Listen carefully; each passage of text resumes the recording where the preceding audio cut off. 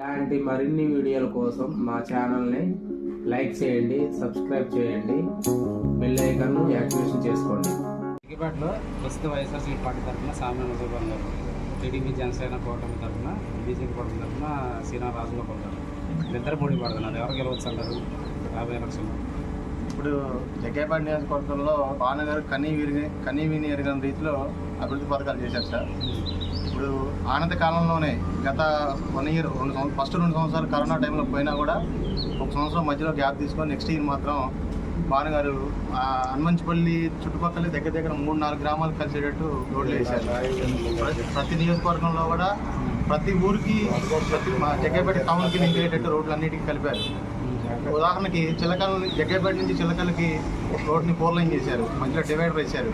అట్లా ప్రతి ఊరికి విలేజ్ క్లినిక్ అని, గ్రామ సచివాలయం అని, ఆర్బీకేలు అని, డ్రైన్లు అని, రోడ్లని ఎన్నో విధాలు అభివృద్ధి చేశారు. ఒక హనుమంచిపల్లి గ్రామానికి 22 కోట్లు అభివృద్ధి జరిగి ఈరోజు హనుమంచిపల్లి అభివృద్ధి పథకం నడుస్తుంది. మాకు గత 30 సంవత్సరాల నుంచి కూడా హనుమంచిపల్లిలో Congress party majority sir. Last time కూడా 180 ఓట్లు మెజార్టీ వచ్చింది. ఈసారి 300 నుంచి 400 వస్తుందని అంచనా. మీరు భావన గారు గెలుస్తారంటారు? ఖచ్చితంగా 100%. ఒకనొక దశలో భావన గారికి కూడా సీట్ లేదనే టాక్ వచ్చింది. సీట్ లేదంటే అది టీడీపీ వాళ్ళు సృష్టించిన మౌత్ పబ్లిసిటీ సార్. భావన గారికి సీట్ లేదనేది అసలు మేమైతే ఎవరు నమ్మలేదు. వాళ్ళు మౌత్ పబ్లిసిటీ చేసుకున్నారు. దానివల్ల కొద్ది గ్రాఫ్ తగ్గింది అన్నారు. కానీ ఈ రోజు నా పూర్వ స్పందన ఉంది భావన గారికి. ఖచ్చితంగా మన 2024లో జగ్గయ్యపేటలో సామాన్య ఉదయభాన్ గారు ఎమ్మెల్యే అయ్యి మినిస్టర్ కాబోతున్నారు.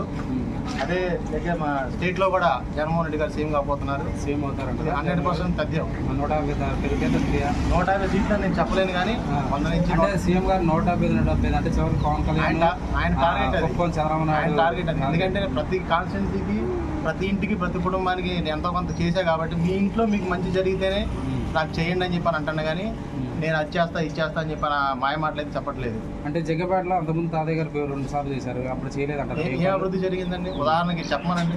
ఇప్పుడు మా నాయకుడు సర్దార్ సామాన్య ఉదయభాన్ గారే సవాల్ విసిరారు. మేము కూర్చుంటాం, ఆయన కూర్చుంటాం. ఒక 10 చెప్పమనండి ఆయన్ని, ఒక 30 చెప్తా నేను వరుసగా అని చెప్పి అన్నారు భావన గారు. ఈ రోజు కూడా ఆ సవాల్ స్వీకరించలేదు ఆయన. అది ఎంత మెజార్టీ రావచ్చు జగ్గయ్యపేట అండి? ఒక 10,000 మెజార్టీ వస్తుంది. 10,000 మెజార్టీ భావన గారు ఖచ్చితంగా వెళ్ళకపోతున్నారు. దాంట్లో సమస్య లేదు.